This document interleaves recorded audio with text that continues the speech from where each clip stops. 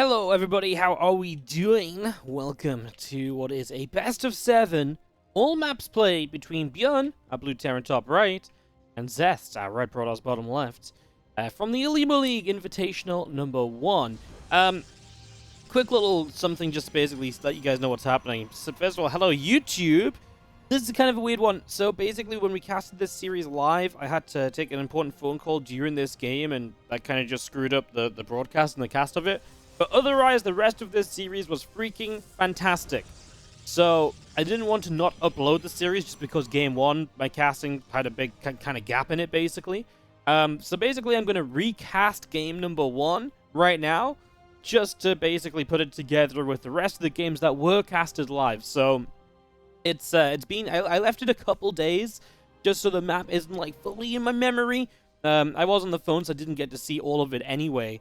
I just thought it'd be better, and then it just means, because otherwise the option is either upload a video where the first game is just bad, or I don't upload it, which I don't want to do because it's a good series, or I could have maybe just started from game 2, which is also kind of weird, right? So, yeah, this is the best of 7 all maps played. I might cut this into 2 parts, just as a little bit of a heads up. I'm not sure how long exactly this 7 maps lasted, but I know the ByuN Ragnarok series that we've been uploading has gone on quite a while, so maybe we split this up like 4 maps and 3 maps like we did with that one. Obviously, it's 7 maps played, so all the maps get played regardless, so like I say, it's definitely going to be 7 maps. So probably 4 and 3, we might make that split and upload this over 2 days. It's just a little bit of a heads up for you all on that, and just letting you guys know what's going on. Of course, if you end up enjoying the video, do consider liking, do consider subscribing. You guys know it goes a long, long way. I know I've not done a lot of YouTube exclusive casts lately, guys. I've been freaking busy. Honestly, there's just been so much live Starcraft and so many good games that we've been uploading. We just haven't had to do YouTube exclusives because there's just been that much Starcraft 2 going on. It's been fantastic. I also got to go to Sweden to cover the DreamHack season finals, so I actually got to travel again. It's kind of been a wild little time as of late. So, yeah, I hope you enjoy this series. Like I say, let's have a little gander at game number 1, 2000 Atmospheres, to see just what's going to be happening on this map and see just how this best of 7 got going. So yeah, basically a CC opening, a reactor kind of quickly as well, a couple of Marines reactors, so no Reaper. Just going to CC high ground post engineering bay blocks. He has gone factory and now goes into those couple of Hellions. So ByuN going to open with a couple of Hellions to begin with, as you do see our robotics facility on the way up as well. And that's actually kind of interesting, the fact that Zest will choose to start this series off with a Robo first. That's a very safe way of playing. If you're going to play Robo first, you basically want to make sure you don't take any damage, because what Robo first lets you do is to get be very safe. Lots of vision with observers, lots of, you can get an immortal very early, but you're not going to have a lot of tech and upgrades for a while that you're meant to usually have, such as Blink, etc. You can go fast Colossus, but then you don't want to take damage while doing that. Otherwise, you kind of get overrun by a push a little bit later on. Actually, maybe worth just mentioning what the new Olimoleague system is. So first of all, I'm the new Olimoleague caster. Unfortunately, may not have taken a step back from Starcraft 2. Olimoleague came forward and asked if I wanted to take over casting Olimoleague, and I said, hell yeah, this event has been happening since 2014. It's one of the longest term, most stable events in Korea. They are changing their format from a weekly Open Cup to a tournament that will now happen once every 2 weeks or once every month, depending on how busy the scheduling is. And basically, it's going to be like an invitational focused. So basically, you invite some players, and the format's going to change each time. This time around, it's going to be 3 players, ByuN, Zest, and the other player was Ragnarok, and they all played 7 maps against each other. And it was called Race Wars. Each of these maps was worth about $25 prize money. And yeah, basically, that's how this first one works, but it'll be different every couple of weeks as far as I'm aware. They'll be continuing to change it up and make it that little difference. So, yeah, hopefully for us, some really cool YouTube uploads for us as well. As this first Widow Mine drop goes into the main, no Blink to deal with this, but you do have that Observer to help out as 1 Widow Mine and 2 Widow Mines get dealt with, and this attack will not do anything just yet. But yeah, obviously, you start inviting top Korean players to play in this event every couple weeks. We're going to have some good uploads from this tournament, so super excited to be able to bring you the Olimoleague coverage, guys. And the one thing I really should just mention, as we have a moment or two extra here, is that if you want to check out the Olimoleague, I left it in the description down below, but the Patreon is patreon.com/Olimoleague. That's Olimoley. If you want to support the Olimoleague specifically, that's where you should head on over to. It is the Patreon that fully supports this tournament and keeps it running. And drop down a Nexus on the third base. Robo Bay and a Forge coming up in the main as well. So just getting that underway, and our Nexus, as mentioned, now coming through. So just basically Colossi into 3 bases. I'm kind of worried about the lack of a Twilight Council. I'm kind of looking at this and saying, well, I don't see how you're going to have a Blink or Charge or anything. I mean, if this is a tank push, right? Like, if you go with, like, a tank push here, I don't know what you actually do to clean that up, because usually you want to have Blink to maybe slow it down, pick away at a couple of units, jump on top of tanks, Charge to just sort of close the distance. You know, Charge lots of really good against tanks as well, especially against Marines that don't have upgrades. So in this case, it's going to be Colossi, and the Colossi do deal, you know, with the Marines, but you need to deal with the tanks as well. And that's what I'm not sure what Zest would do if ByuN was to attack with, like, 2 or 3 tanks. As he unsieges, we'll see if he goes across the map. Because the Colossi are great against the Marines, but especially with no extended thermal lance, you're basically fighting in, and then you're like, your Colossi are just super close, the tanks target fire it down, and boom, that's your defense already disappearing a little bit as this Widow Mine Drop is still moving around. ByuN just thinking about using it, but yeah, mostly just going to keep a unit or 2 kind of out of position with this Widow Mine Drop, and just check units are not there, and that obviously keeps the attention of Zest away as this attack has moved across the map. Again, no stim or anything. He's actually got a very fast +1, all things considered.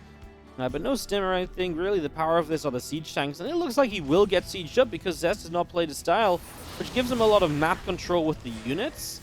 And the observer count has not really been all too brilliant either. I mean, 3 observers, but none of them on that right side. I guess he saw this army moving out, but well, now you need to find a way to fight this, Zest. So let's see what he's going to come up with. As you see, our ByuN pulling back a little bit. Another Viking coming down. +1 attack, about to finish up. Stimpack going to be done soon. Probe's going down. Is that the Widow Mine Drop? Yes, Widow Mine Drop and the natural goes off. Here we go. This Colossus move forward. I mean, you just saw how that Colossus just got deleted, right? Immediately losing the Colossus here, and now, well, now you've got 3 tanks just going to shell away in your natural, third base. A new Colossus shows up. Can that make the difference right now? Stalker's coming forward. Some of these Marines and Marauders taking some hits. Attack in the back. Just about survives, so that Colossus still taking some extra damage. We do move in on top of this third base now to continue picking our way through this. So the problem is the tanks are just still alive, even dropping a little mule to repair it here. You can just see, I mean, now Extended Thermal Lance is done, the Colossi might have a better time, but Marauder's just able to jump into range of this, and Charge is about to be done as well, but that was just not everything you needed here to begin with. And Zest actually just going to type GG. And ByuN is going to take this first game. We just rewind to, like, the first fight, just because I know we looked at the Widow Mine Drop. It was just cute, right? The Widow Mine Drop goes in, so Zest looks over here, deals with that, and then he decides that he's like, okay, I'm going to fight, and you can just see immediately, the tanks fire one shot, then ByuN's like, right, target fire this Colossus. Boom. Oh, what's that? I don't have stim? Doesn't matter, because you've got no splash damage anymore. That Colossus just can't do anything, and it gets absolutely obliterated. Yeah, that's kind of just the problem. Alright, well, that was game number 1. Guys, the rest of the casting was done live and so on, so enjoy the rest. There might be a bit of an awkward apology at the start of game 2. I'm like, sorry for the last game, guys. But yeah, obviously I recast it, so you guys didn't have to experience that awkwardness. Awesome, have fun, enjoy the rest of the series, and like and subscribe.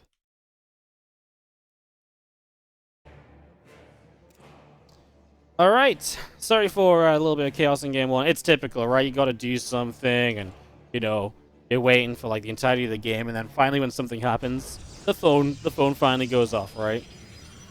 Yeah, bottom left side is Zest, and he's down a game. I kind of said it just before the phone rang. Well, the phone went off while I got through the thingy. Yeah, just, it's just kind of a crazy situation, right? Where those Marines and tanks are facing no Blink Stalkers, no Charge Lots, just Colossus, but the tanks are so good against the Colossi. And typically, you need something to deal with the tanks, and the Colossi are there to deal with the Marines.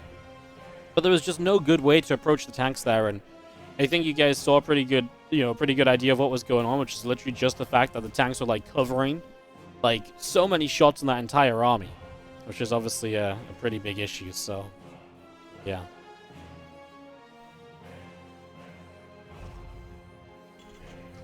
So yeah, sorry for that, guys. Sometimes these things happen, like I say. I'm literally... I tried to book it online, just didn't quite work out. That's okay. Just wanted to make sure so nothing goes wrong. It's just because I had to travel.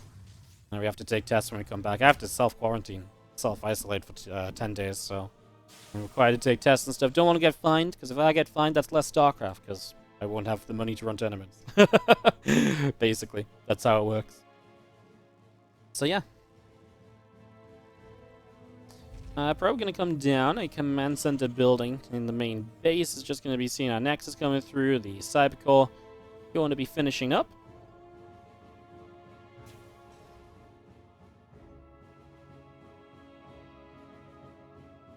That's going to be seeing our reactor building in this main base. Kind of built this a little bit off location, trying to be a little bit weird here, ByuN early on. Zest sees everything anyway, like it's not a big deal. I'm just going to end up high ground expanding as well, so he's going to be a little cautious here and going to follow up with extra barracks. And ByuN really is a little bit just afraid of what might be happening. He has 0 scouting on the map. And it's kind of because maybe he's gone reactor first instead of 4 Reapers, so just wants to be really safe. But then you better make the most out of going reactor first. Obviously, second rack's on the way, now a third rack's on the way. We're going to play a heavy bioforce.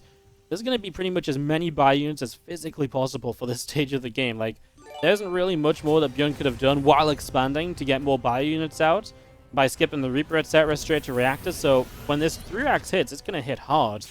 We'll see if he can make up for the CC being high ground with that attack.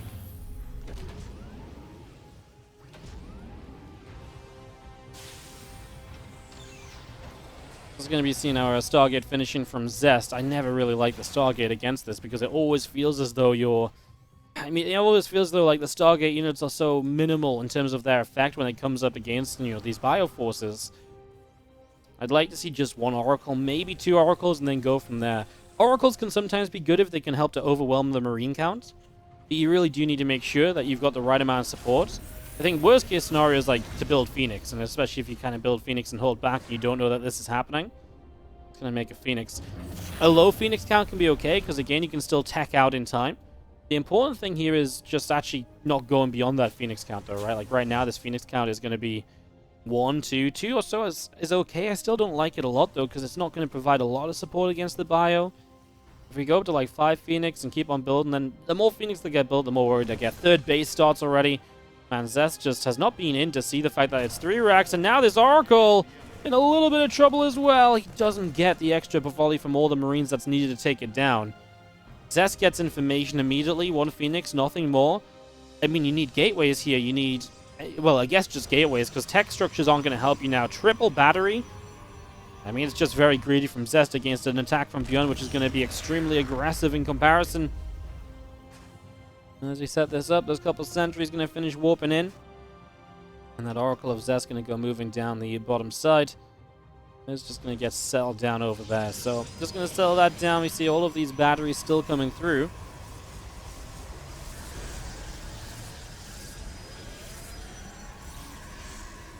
Setting up stasis wards as well.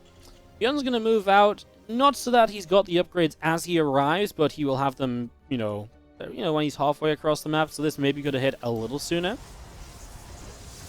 I wonder if you can just kill the third base here. Like, if you look at the units on the map, there's 2 Stalkers, 2 Adepts, 2 Sentries, an Oracle and a Phoenix. Well, you know how fast the Oracle and Phoenix die. The Oracle's even going to be out of position.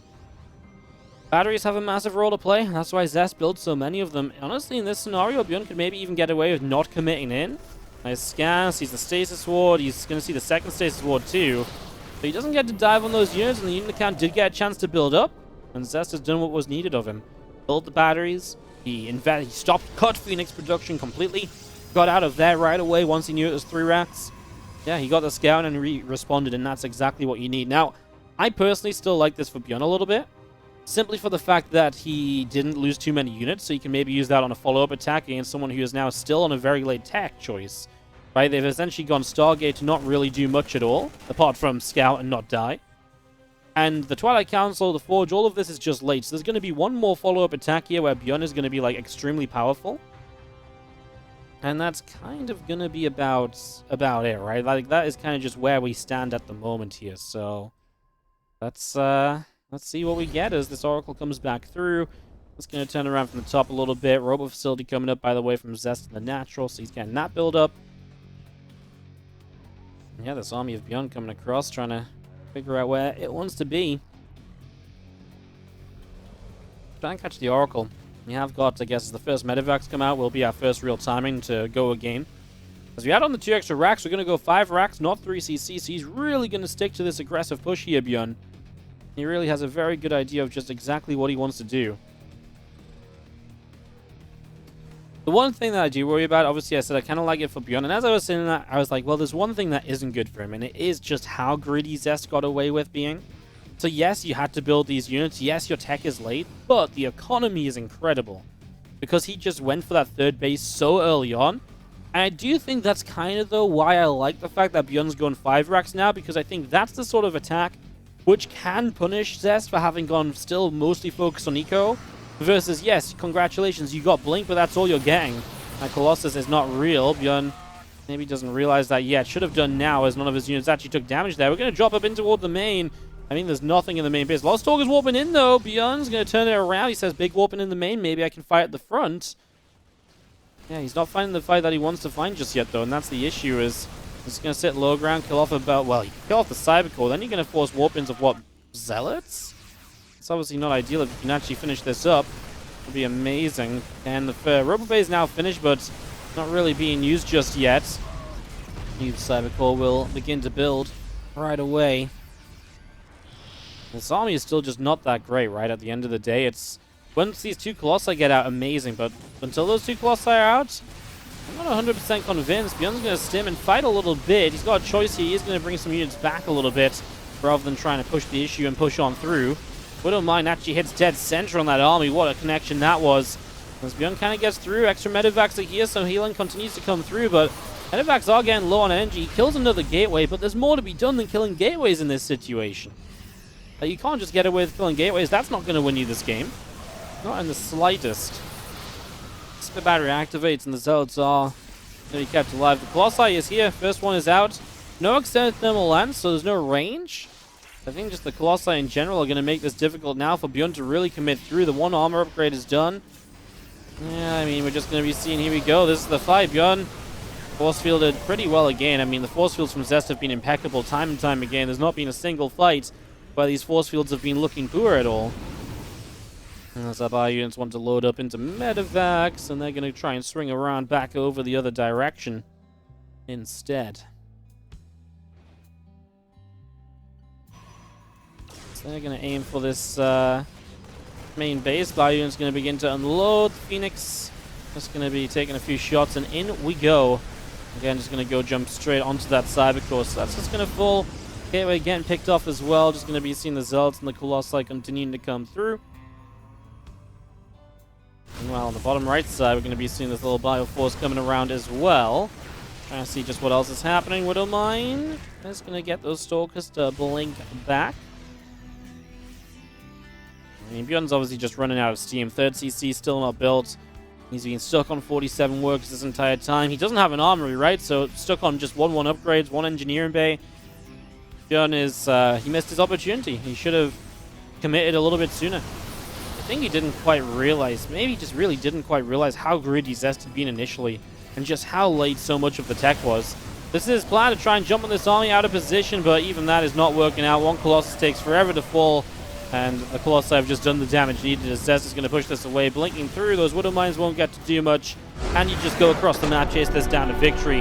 Doesn't even need to, because ByuN obviously accepts what's happening here. Taps out of that game. The whole point of it's to remove the pre-rolls, but if it's not removing the pre-rolls, then it's kind of pointless. Alright guys, well I'll try, I need to look into it properly. Alright.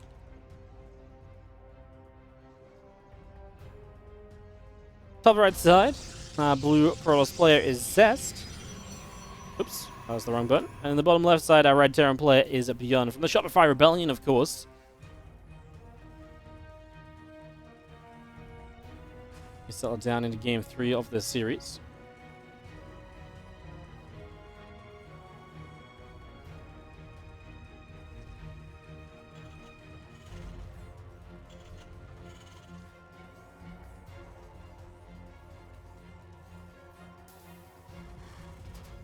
So we're back to Oblivion. Obviously, I mean, if this is just part of the map pool, we're going to see it every time because we're playing all 7 maps no matter what.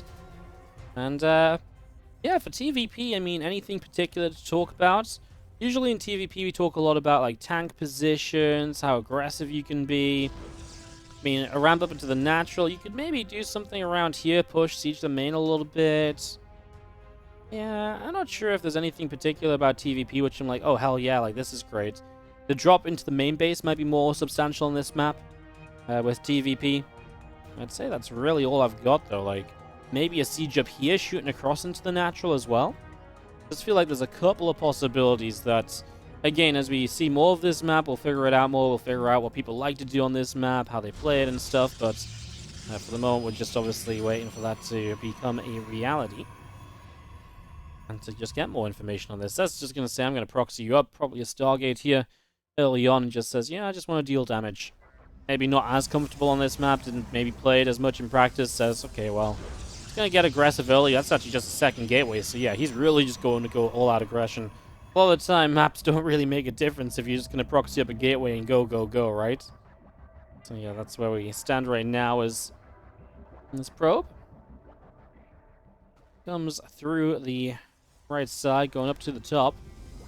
It's going to be seen a Marine of ByuN making its way over to the right-hand side there. And is actually on a bit of a scout. Unfortunately, isn't going to go far enough to see the gateway. I mean, there is one thing about knowing the map very well, which is maybe knowing where your opponent might scout for gates and putting them elsewhere. ByuN sees it in the end, so he is knowledgeable about double gate opening. That's massive. You can start a bunker right away. I mean, he's going to try and build bunker low ground. I actually would have liked this bunker. Is he going to build it after the CC? He is. I would have liked to see this. Sometimes people even stop the CC building to build the bunker. I think what he's going to do is he's just going to defend high ground instead. I don't think he's actually going to bother trying to defend the low ground anymore. I think that was a decision he made after realizing that he didn't maybe prioritize properly there. Just going to see those few Marines pushing that Adept away as the other Adept continues to come through. It's moving down to the bottom side. Other Adept coming into this. It's going to be seen again. Extra bits and pieces continuing on in. So Adepts join up together. There's other few Adepts getting ready to go as well. I mean, 6 Adepts can be scary, but I actually think with a Cyclone up... Well, yeah, I mean, extra Marines about to be done. If you get rid of one Adept right away with like a Cyclone lock on, I would love that. Marines start to come down this ramp. That Adept doesn't die. You kill the next Adept pretty quickly. Yeah, I think this is okay, especially if the Cyclone starts tanking some of the damage and the Marines stop dying. Well, this is okay. I mean, Zest traded alright. Couple losses here from ByuN. Obviously, Zest had to invest a gateway, delay tech because of this. While ByuN is actually going to go into a second Cyclone they probably wouldn't use. His build's obviously thrown off a little bit as well, but wouldn't really say that's as severely as Zest. Adepts don't really scale well later game. Cyclones can still be rather useful in some attacks and defenses, so... Yeah, I think I actually kind of like it for ByuN. The only thing I don't like is the work count, 41 to 30, so Zest has absolutely ran away with the work count here. But because there's no tech on the map, it's going to be really tough to take a super early third base. So he is going to get a little bit stuck at like 44 workers for a little while, which is just max saturation on 2 bases. You can go beyond that and prepare for the third, but it's not going to be usable right away. So that's going to be ByuN's chance to get the worker count to even out a little bit most likely, because Zest will likely not build workers for a few moments here until that third base is ready to have workers sent to it. Steps again, just shading up the ramp and trying to keep a general idea of what's going on. It's going to be seeing the Stalkers and the few Adepts make their way over that right-hand side, so I'm just going to start pulling back home, realizing maybe it's time to get a bit defensive. The Cyclones are more than anything just scouting. I see the units returning home, so that's good information, and Zest obviously wanting to scout as well. A hallucinated Phoenix into the main base. Just gets to see a bit of everything pretty much as that stim continues to roll through. Yeah, I mean, you really just see everything off of this, so pretty good information to have. No worries there.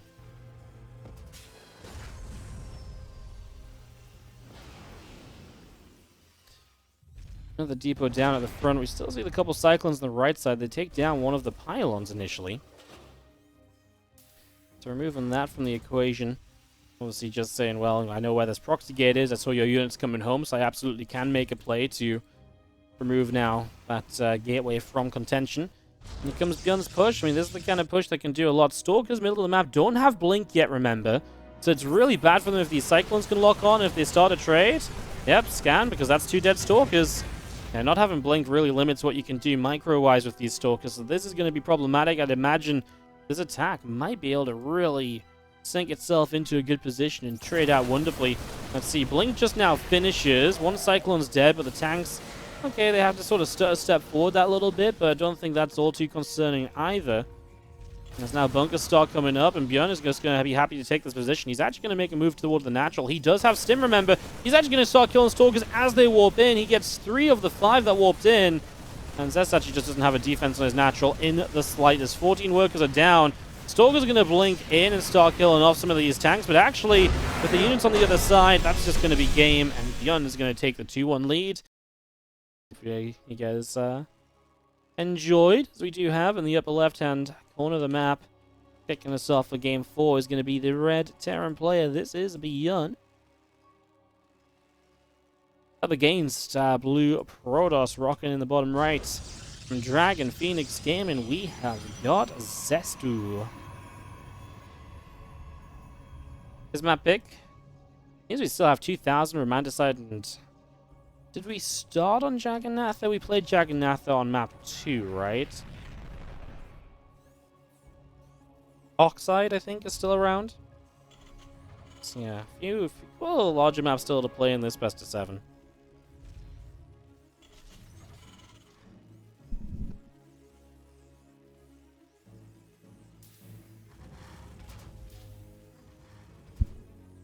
Loved it. Did a fantastic job. Loved all the good energy.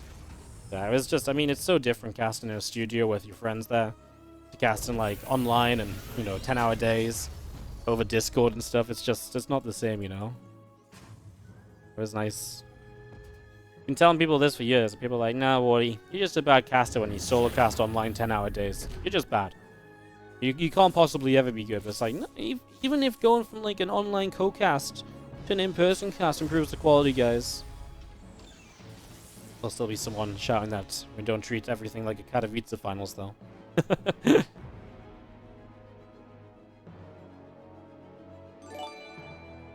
If you guys missed it, I would advise going back. Some of the best matches were really good, and it's just fun in general. Just people being there, having a proper studio and stuff. It looked good as well. You guys think the studio looked good? I thought it looked amazing.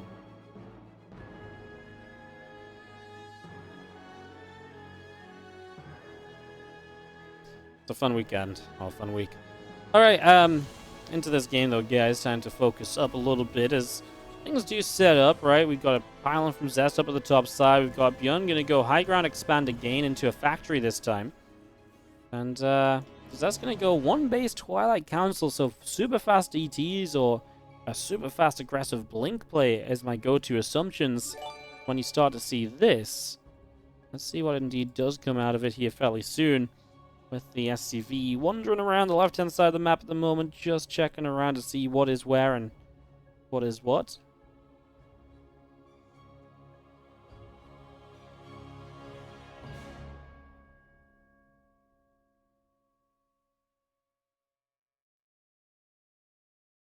SCV just going back up to the top side here. Again, keeping things moving, keeping things active. In the early stages, nothing surprising. He does find the pylon, which is maybe a bit weird. He kind of expects something because he saw the expansion was late, right? So he knows no expand early. That's probably why he went high ground CC. And now this Oracle flies in. So this is a bit of a fake, like, haha, be afraid. So in reality, it's just a hallucination. So now you do start to wonder maybe what is next. What the next step of this is. We, of course, know that's going to be that very fast blink play. So very fast blink, you are generally going to have to get aggressive with this. Otherwise, I don't know how you justify, delaying for so long to then not really do anything. So imagine that's going to be the case.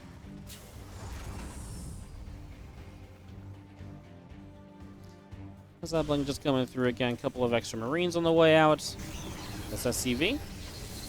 Taking a few more shots is going to go down as well. So that SCV will fall.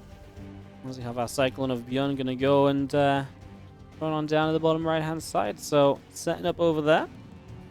Taking a bit of map control now. He's going to run into 2 sentries, which is just a free kill right on one of them. He's going to try and run around. The force field was beautiful.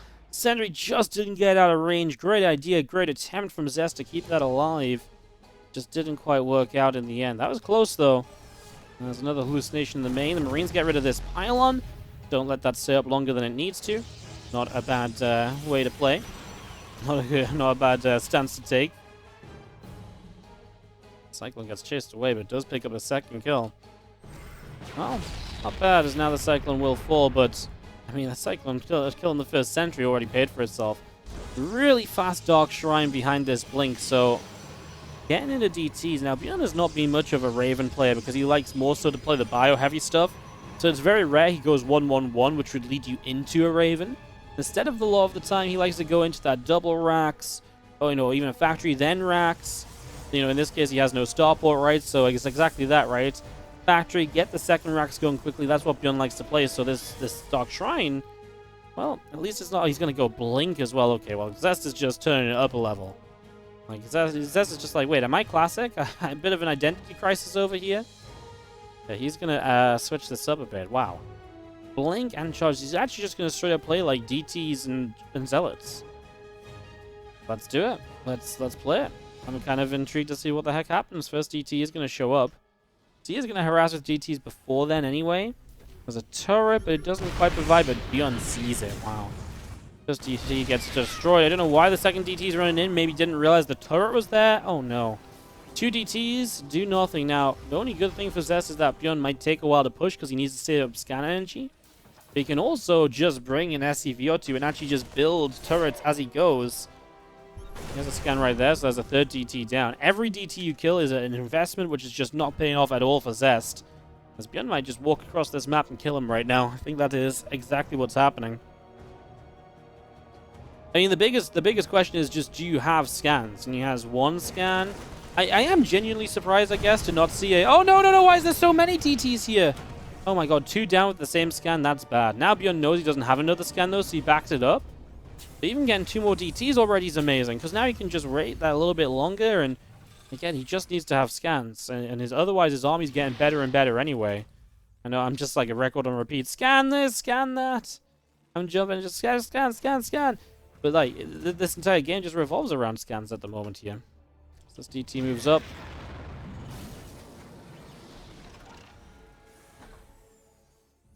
Yeah, I mean, ByuN doesn't mind because he knows the amount of damage he's done will just lead him to a position later on where he's also already just going to be feeling good, looking good, etc. CT shows up, boom. We unsiege the tanks before we scan because we don't want the friendly fire to insta-kill the tank if we do scan. So even that was a cute little play from ByuN, the little things, right? Continuing to add up, continuing to provide aid here.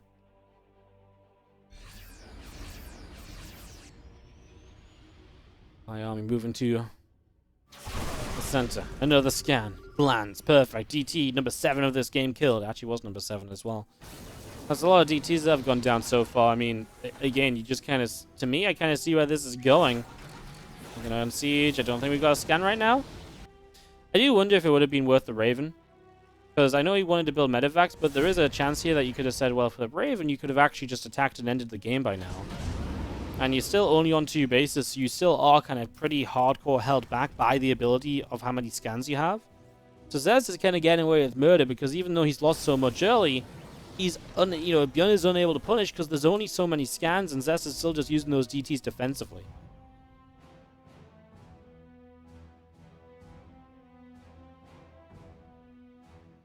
A double medevac flies through the bottom side of the map, aiming for the main base.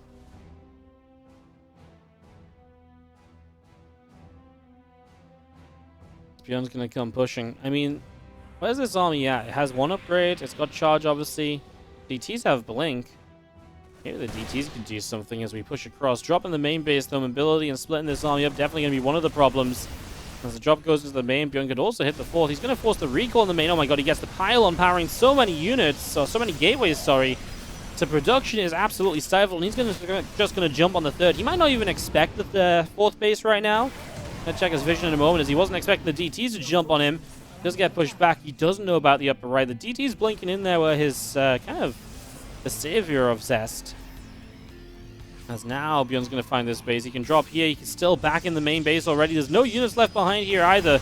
It's just going to run straight in for a chunk more probes, and Zest taking an economic beatdown. But, I mean, ByuN needs to deliver it, because if he doesn't, he is still not on a 3rd base, right? His third CC is ready, but it's not moved out yet. There's the DTs again. ByuN needs to be a little bit more cautious about when all of those guys show up.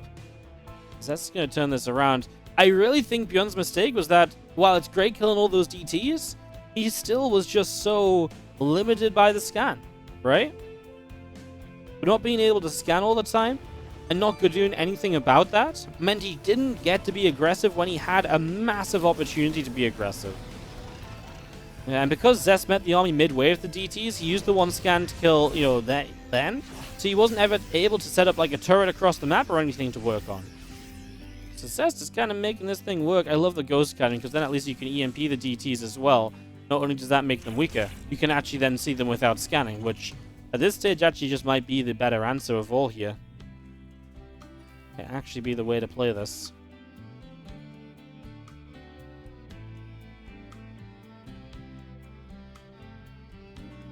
You move back around the right side. Rubber facility building. Cannons going through. We're just going to see everything from Zest pulling back, actually. So, Honey Zealot Stalker going back along to the right here.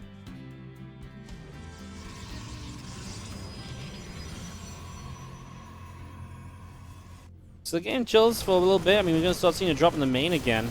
Stalkers and a Zealot. I don't know if I like that as a warp in, right? Like, I get the medevacs are low, so maybe you want the Stalkers there. DT's warp in, which are just going to get forced to morph into an Archon, but I think that dies before you actually do anything else. And look how much of this army had to come back here now from Zest to deal with it. Maybe gives you a chance to move with this force. These DTs in the center are just kind of lying in wait as well. Gun down on workers. I still like his army, especially as the ghosts come into it. I think the army has a lot of potential. Oh, those two Widow Mines aren't looking good. Yeah, they're not going to do much.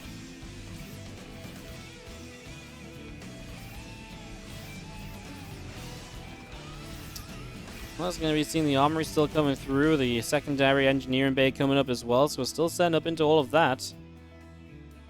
Army of Zest just chilling out the front of the natural. Robo Bay is going to be coming through the second Robo facility coming up as well.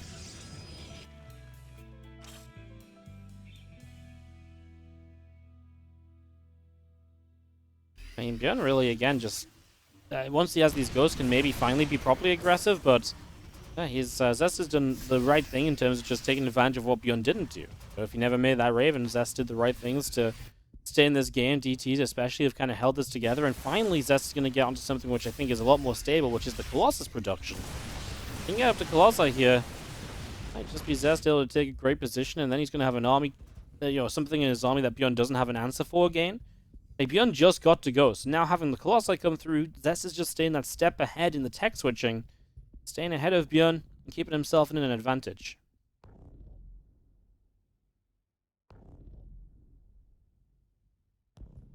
Some ominous music in the background as we develop into the next step. Gonna go drop on the top right. The drop play is definitely one thing that ByuN seems to be, doing very well. He's had a lot of successful drops as he runs into DTs on the left. I believe that was just the one. Maybe even just scouting the army out more than anything else. Of course, DT counterattacks. We've not even talked about that. We talked about DTs in the army. Of course, one of the big things about DTs when they have that blink is their ability just to jump in big numbers and deny bases of the Terran later in the game.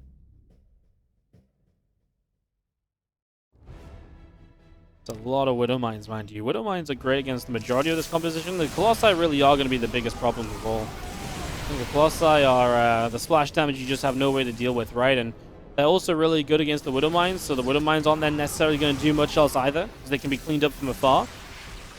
So yeah, I think ByuN is, he adds a second starport now, like right away. Sees the Colossi, second starport. Oh no! Well, these guys have all just been left behind, miss-hotkeyed or so. And ByuN just lost all of his Widow Mines, so that's a little bit disastrous as well. That isn't easy to recover from.